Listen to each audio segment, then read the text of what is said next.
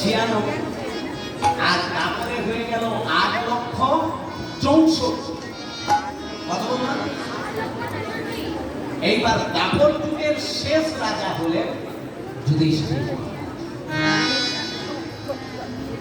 যখন হস্তিনাপুরে তখন ধর্মরাজ্য প্রতিষ্ঠিত করল ভগবান শ্রীকৃষ্ণ কুরুক্ষেত্রের যুদ্ধের পর, যখন তিনি দ্বারকায় চলে গেলেন, হস্তিনাপুর সিংহাসনে যুধিষ্ঠির মহারাজ গোবিন্দের নির্দেশ মতো তিনি প্রজা পালন করলেন, ধর্মের প্রতিষ্ঠিত করলেন আজ্ঞাবর্তে। কিন্তু ভগবান শ্রীকৃষ্ণ তিনি যেদিন লীলা ভূমি ত্যাগ করে ভগবান লীলা পুরুষোত্তম তিনি যে এসেছিলেন, গোবিন্দ টোটাল 125 বৎসর লীলা করেছে। মাথায় রাখবেন, এত কৃষ্ণ লীলা আপনারা শ্রবণ করেন।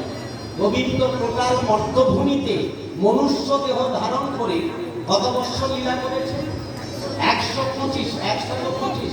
এই 125-এর মধ্যে ভগবান কোথায় কতদিন লীলা করেছে সেটা কিন্তু বলে রাখা পারে না। আমাদের ভেতরে একটা গোবিন্দকে নিয়ে আলাদা চিন্তা এসে, যা আর্টিফিশিয়াল চিত্রপট ছবিতে আপনারা যা দেখেন। ভগবান শ্রীকৃষ্ণ বৃন্দাবন লীলা করেছে কত বৎসর হল? 11 বৎসর 8 মাস। ঠিক আছে? এইবার গোবিন্দ বস্ত্রহরণ লীলা কত বৎসর হলে? তখন ব্রজগোপীদের বয়স। আপনি আর্টিফিশিয়াল ছবিতে কি দেখানো হচ্ছে, এটা তো মানুষের কাছে খারাপ বার্তা চলে গেছে, তাই ভুল বার্তা চলে গেছে। গোবিন্দ ব্রজগোপীদের বিবস্ত্রা করে বস্ত্র হরণ করে নিল, আর জলে যমুনাতে দাঁড়িয়ে তারা নাভি পর্যন্ত জলে দাঁড়িয়ে এক বস্ত্র দিয়ে এক হাত দিয়ে লজ্জা নিবারণ করার পুজোর উপর চাপা দিচ্ছে, আর এক হাত দিয়ে বস্ত্র মারছে। এইটা দেখছেন? কিন্তু ব্রজগোপীদের বয়স কত, তখন তাদের পুজোর উপর আছে। কি ভুল বার্তা জগতে পৌঁছে গেছে। গোবিন্দের বয়স যদি 8 বৎসর, ব্রজগোপীদের কারো 6-7, আর 6-7 বৎসরে পূর্ণাঙ্গ দেহ প্রাপ্তি হতে পারে না। এটা ভুল দেখানো হচ্ছে, ভুল বার্তা। তাহলে মহারাজ করলেন 11 বৎসরে, তাহলে গোবিন্দ রাসলীলা করেছেন 11 বৎসর বয়সে। এই জন্য রাস হলো নিষ্কাম, সেখানে কোনো কামের গন্ধ নেই। যেমন এই বাচ্চা ছেলে মেয়েরা একসঙ্গে খেলা করলে এদের ভেতরে যেমন কোনো কামের ভাব জাগরণ হয় না, তাই গোবিন্দ কৌশল করে 11 বৎসরে রাসলীলা করে গেল, সেখানে কামের গন্ধ ছিল না। তাহলে আমরা ভুল ব্যাখ্যা শুনছি, গোবিন্দ ভুল বার্তা চলে গেল। এক নিমেষে 16,108 অতএব বৃন্দাবন লীলা 11 বৎসর 8 মাস কমপ্লিট। ওখান থেকে গোবিন্দ চলে গেল মথুরাতে। মথুরাতে কংসের ধনুর্যজ্ঞের আমন্ত্রণে উগ্রসেন রামকৃষ্ণ দুটি ভাইকে নিয়ে গেলেন। সেখানে গিয়ে অষ্টমঙ্গ বিনাশ, কংসকে নিধন, তারপরে উগ্রসেনকে বন্দিদশা থেকে মুক্ত, উগ্রসেনকে মথুরার রাজা করে দেওয়া। কৃষ্ণ বলরাম চলে গেলেন শান্তিপুরী মনির আশ্রমে। এইখানে বলতে গিয়ে আরো মথুরাতে কেটে গেল 12 বছর। ওখান থেকে লেখাপড়া কমপ্লিট করে হস্তিনায় এসে গোবিন্দ কুরুক্ষেত্রের যুদ্ধ শেষ পর্যন্ত থাকলেন 13 বছর। কত বললাম? 11, 12, 13, কত গেল? কত? 11, 12, 13, 60 পড়াশোনা করল। 11, 12, 13, কত? 36। এতক্ষণে ঠিক। এবারে মুখে মুখে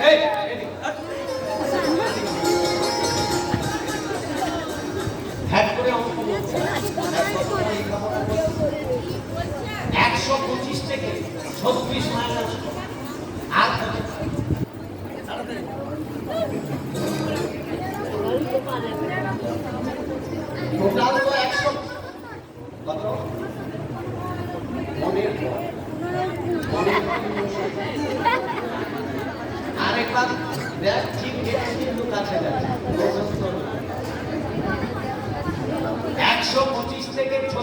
মাইনাস করলে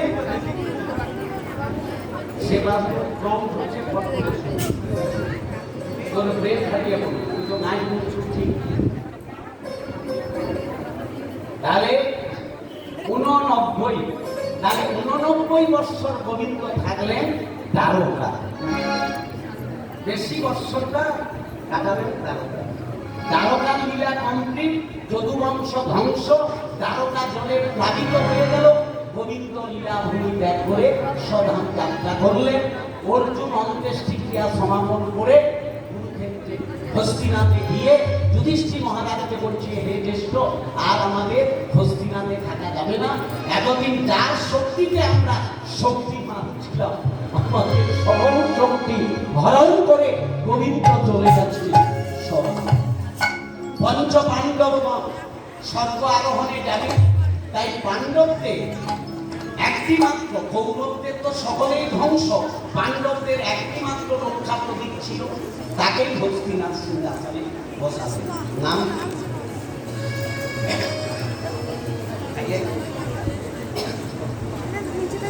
পরীক্ষিত মহারাজ।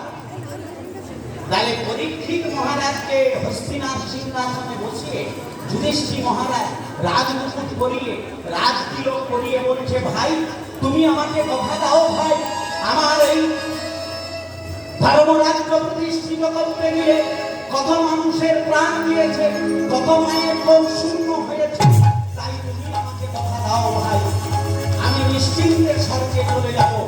তুমি আমাকে কথা দাও, আমার রাজ্যে যেন অধর্মের প্রবেশ না। তুমি কথা দাও।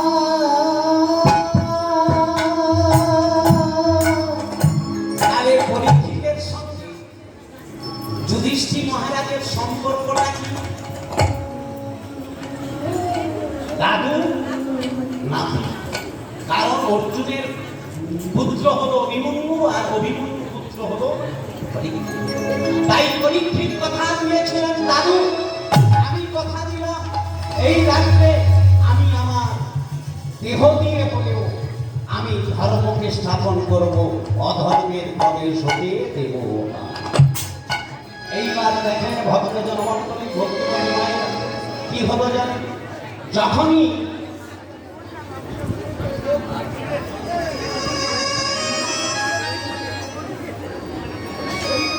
কি হলো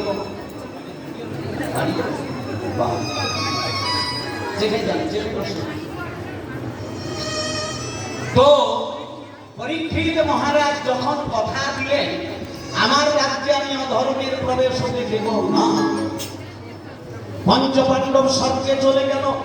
আর এদিকে পরীক্ষিত মহারাজ হস্তিনার সিংহাসনের দায়িত্ব নিয়ে একদিন মৃগয়া করতে গেলেন। আর মৃগয়া করতে গিয়ে গভীর অরণ্যে দেখতে পেল একটি আশ্চর্য দৃশ্য। কি দেখলো?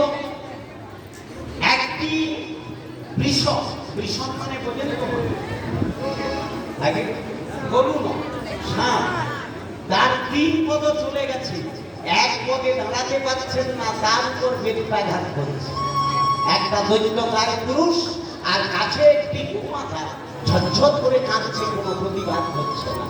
পরীক্ষিত এই দৃশ্য দেখে বলল, হায় হায়, আমার রাজ্যে এইভাবে অধর্ম করছে। এক তো চতুষ্পদ প্রাণী, 3 পদ চলে গেছে, এক পদে দাঁড়াতে পারছে না, আমার এই অধর্ম, আমি ওকে সাজা দেব। পরীক্ষিত চলে গেল, গিয়ে সেই দৈত্যকায় পুরুষকে বলল, দাঁড়া, তুমি কে? আমার রাজ্যে এইভাবে অধর্ম করছো, আমি জানো, আমি এই রাজ্যের রাজা পরীক্ষিত, আমি তোমাকে দণ্ড দিতে পারি। সেই দৈত্যকায় পুরুষ পরীক্ষিতকে সম্বোধন করে বলছে, তা আপনি দিতে পারেন, কিন্তু আমি আমার শাসন করব, আপনি আপনার যা সাজা দিবার আপনি দেবেন। তবে হে মহারাজ, আগে আপনার জানা দরকার, এই যে প্রাণীটি 3 পদ গেল, এক পায়ে কেন দাঁড়িয়ে আছে, ওনাকে প্রশ্ন করো। উনি বা প্রতিবাদ না করে কেন বেত্রাঘাত খান? পরীক্ষিত মহারাজ সেই শব্দে বলল, কি আপনি, আপনার 3টি পদ বা গেল কোথা? এক পদে আপনি কিভাবে বিচরণ করছেন, আপনি সত্য কথা বলুন।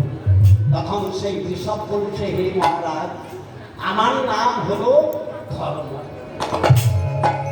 কি বললো? ধর্ম। তাহলে তিনটি যুগে তিনটি কথা চলে গেছে। বর্তমান এই কলিযুগে তাহলে ধর্ম কত? কেন বললেন কলিযুগ হলো? 3 ভাগ মিথ্যা, 1 ভাগ সত্য। তা না হলে বুঝলাম এই গাভীটিকে না উনি হলেন পৃথিবী। তাহলে যিনি দণ্ড দান করছেন উনি কে? আগে উনি হলেন কলি। তাহলে কলি এসে গেছে। হায় হায়, আমি জানতে পারিনি। এক্ষুনি তো আপনাকে সাজা দিয়ে আমি ঠকতাম। আপনি এই যুগের রাজা, আমি এই রাজ্যের রাজা। কিন্তু কলিকে তো রাজত্ব করার স্থান দিতে হবে। কলি আছে মানে ধর্মকেই। ঠিক আপনি যদি ধর্মীয় কোন অনুষ্ঠান করেন, ধর্মকর্ম করেন, কলি আপনাকে করতে দেবে। কলি চতুর্দিকে ছড়িয়ে গেছে, কিন্তু সেই কলিকে পরীক্ষিত দেবার করজোড়ে প্রার্থনা করলো, হে যুবরাজ, আপনাকে আমি স্থান নির্বাচন করে দিচ্ছি, আপনি সেই স্থানে রাজত্ব করুন, আমার এই জায়গায় আসা যাবে না। তাহলে বলুন আমি কোনখানে যাব? তখনই পরীক্ষিত মহারাজ বলেছিল, যাও ধর্ম সংকুচতা তপ বিরোহিতা আর নৃপ রাজা নৃপ কুটিলা তপ বিরোহিতা নিকৃষ্ট কুটিলা খৌমি মন্দ ফলা। খনি মানে পৃথিবী। পৃথিবীতে বীজ বপন করলে আর ধর্ম ধারণ হবে না। আর শাস্ত্রে তোরা ব্রাহ্মণ কলিযুগে শাস্ত্রের ধর্ম মর্ম কেউ কিছু মানবে না, চিরাচরিত প্রথা বহন করে চলবে। আর স্ত্রী অতি চপলা, মদ্যপান, ক্রীড়া, চর্য, এইগুলো কলির স্থান। তাই কলি সর্বত্র জায়গা পেয়ে গেল। পরীক্ষিত রাখলেন কি? তাহার শব্দ দিয়ে দিলেন, শুধু করজোড়ে প্রার্থনা করলো কলিকে, আমার যেখানে প্রভুর গুণকীর্তন হবে সেই জায়গাটা বাদ দিয়ে আর আপনি টোটাল জায়গা রাজত্ব করুন। বিদায় গৌরীমা। এই যে ব্যারিকেড, এই ব্যারিকেডের ভেতরে আপনি ঢুকবেন না, আনাচে কানাচে থাকুন। কলিকে স্থান নির্বাচন করলো। কলি যাওয়ার সময় বললো, হে মহারাজ, সব দিয়েছেন, আমি আনন্দ দিয়েছি, কিন্তু আর একটা জিনিস কামনা করি, সেটা হলো কি? শেষে চাইলেন কি বাবু? স্বর্ণ, সোনা। পরীক্ষিত মহারাজ তথাস্তু বলে দিলেন। পরীক্ষিতের মাথায় ছিল জরার সঙ্গে রাজমুকুট, আর কলি ঢুকে গেল। সেই যে কলি আসার সঙ্গে সঙ্গে তাহলে ধর্মের কত পদ? ধর্মের এক, 3 ভাগ মিথ্যা, 1 ভাগ সত্য। এইবার কলিকে পরমায়ু কত? 4,32,000। কলিযুগের মানুষের উচ্চতা কত? 3.5 ফুট নয়, 3.5 হাত। 7 ছিল, তার অর্থ 3.5। যে যার হাতে 14 পোয়া, কেউ কাউকে মানবে না। এইবার এই কলিযুগে মানুষের প্রাণবায়ু এলো কোথায়? এইটাই ভাইটার কথা। কোথায় এলো মা? কোথায়? হাতে, মানে ছাতি, মানে যে ঘন্টা ধপ করে না, অস্থি ছিল হাড়, তারপরে রুধির মানে রক্ত। কিন্তু কলির মানুষের প্রাণবায়ু, এটাই আশ্চর্যের কথা। মা একটু ধৈর্য ধরে শুনে আমার এই কথাগুলো যদি না শুনতে পারেন, আপনাদের জীবন পরিবর্তন করানো যাবে না। হরিবাসরে এসে যদি কিছু না নিতে পারেন, আজকের দিনে আমরা যখন সবাইকে বলি, বাবা দিন তো চলে যাচ্ছে, একটু গুরু আশ্রয় করে হরি ভজন করুন, আপনারা ঘুরে উত্তর দেন কি? আজ থেকে কি করবো, এখন সময় হবে। হ্যাঁ কি না বলেন? না বলেন? কিন্তু মা, আপনি কি জানেন এই পৃথিবীতে কতদিন থাকবে? কেউ হাত তুলে বলুন, আমি তার চরণে দণ্ডবোধ করি। বলতে পারবে কেন? তার কারণ আমরা সকলেই জানি এই কলিযুগে আমাদের জন্মগ্রহণ হয়েছে। আমরা এসেছি কোথায়? কোথায় এসেছি? আগে এই জায়গাটার নাম কি বলেন, জোরে বলেন। পৃথিবী। পৃথিবীর আরেক নাম ধরা। আচ্ছা, আর একে কি ভূমি বলা হয়? মাতৃ নয়, মর্তভূমি। কি বললাম? মরতভূমি। কি বললাম? জোরে বলুন। মরতভূমি। কোথায় এসেছি? মর্তে। কোথায় এসেছি? তাড়াতাড়ি বলুন। মর্তে মানে কেউ আমরা বাঁচতে আসিনি, সবাই এসেছি মর্তে। তাহলে সব থেকে আশ্চর্য, বিজ্ঞানের যুগে যেটা আপনি আপনার হাতে স্মার্ট মোবাইল থাকা মানে টোটাল বিশ্বে সমস্ত খবর ওই স্মার্ট মোবাইলে লোড আছে। হ্যাঁ কি না?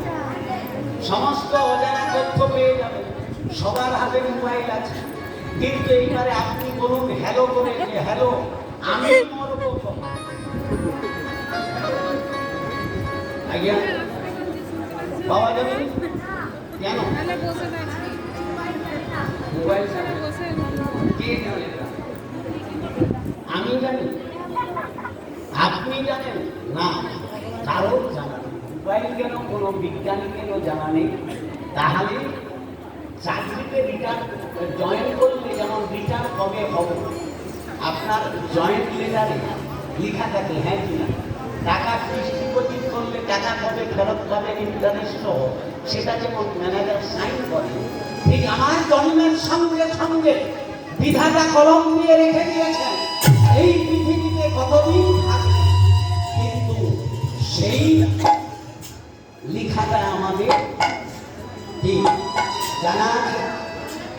তাহলে কি গ্যারেন্টি নিয়ে বলেন আজ থেকে কি হরিনাম করবো? এখন বয়স সবে তো 20-30 না বন্ধু না। কতদিন আপনি এই পৃথিবীতে থাকবেন কোনো গ্যারেন্টি নেই। এই জন্য মহাজন কি বলছে? আহা কদিন রহি ভগমাঝি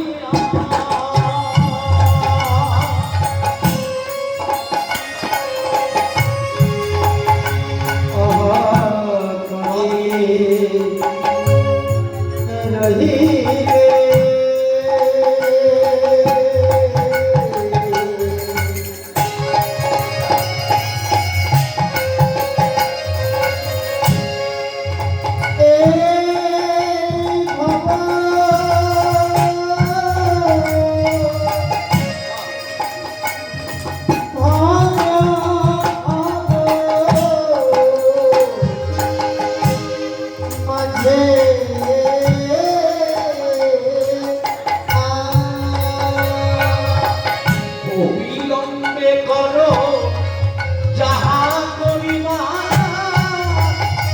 রে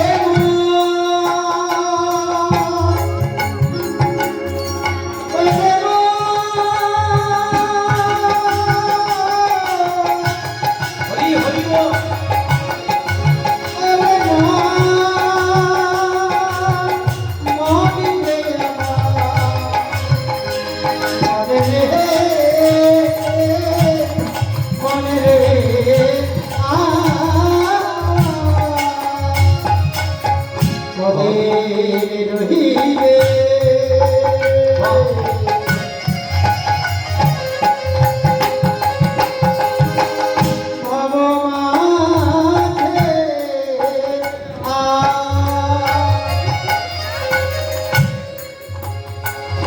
তোমরা অবিলম্বে করো যাহা করিবা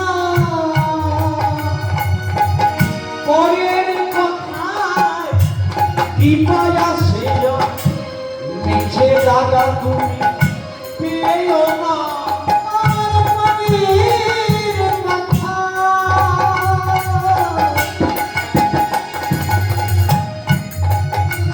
আরে মনে দিবা